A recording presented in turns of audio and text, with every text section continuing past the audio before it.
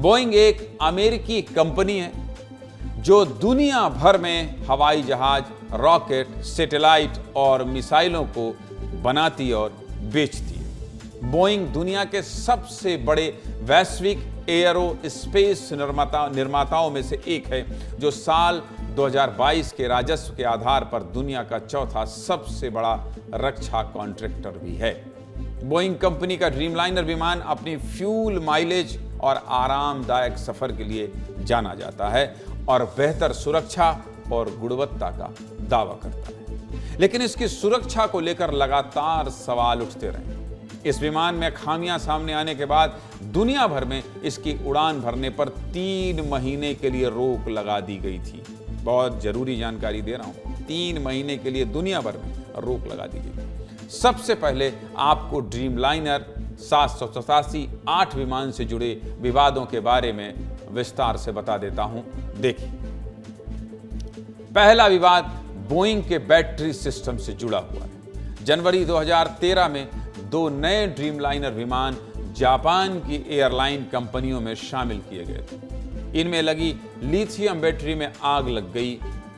पहले विमान में आग तब लगी जब वो एयरपोर्ट पर खड़ा था, जबकि दूसरा ड्रीमलाइनर उड़ान भर चुका था और आग लगने के चलते विमान की इमरजेंसी लैंडिंग करवानी पड़ी। इसके बाद 3 महीने के लिए दुनिया में सभी ड्रीमलाइनर विमानों की उड़ानों पर रोक लगा दी गई थी और फिर बोइंग ने अपने बैटरी सिस्टम में सुधार किए थे। दूसरा विवाद बॉडी के हिस्सों में गैप से जुड़ा हुआ है। साल 2020 से 2022 के दौरान ड्रीमलाइनर कई बार बनावट से जुड़ी खराबी की खबरें आई।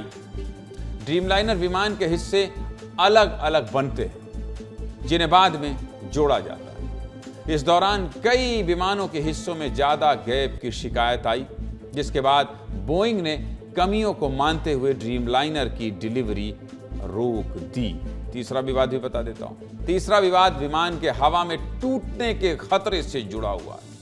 अप्रैल 2024 में बोइंग में काम करने वाले एक कर्मचारी ने दावा किया कि ड्रीमलाइनर के कुछ हिस्से ठीक से नहीं जुड़े और ये उड़ानों के दौरान बीच में टूट सकते हैं। समझ रहे हैं आप? विमान बीच से टूट सकता है। जिसके बाद बोइंग के प्रवक्ता ने माना था कि विमान बनाने के तरीकों में बदलाव हुए, लेकिन इससे विमान की मजबूती पर कोई असर नहीं पड़ा है। चौथा विवाद बता देता हूं। चौथा विवाद टेक्निकल खामियों से जुड़ा हुआ है।